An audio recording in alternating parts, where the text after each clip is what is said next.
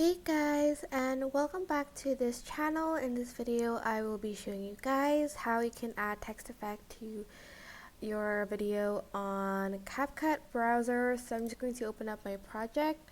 So I've added a text, but if you don't know how to do that, you're just going to select text here and then add a text, and then you're just going to click on it and then go to like these sort of text effects to add the effect you want. For instance, this neon one. Oops, sorry. No. To click on it and then change it here.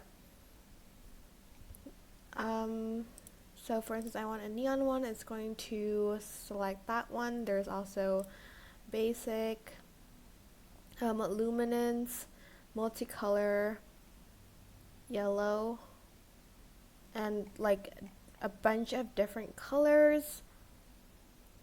So just select the one that you like the best and just click on it, and that's how you can basically add a text effect on CapCut browser. I hope this tutorial was helpful for you guys.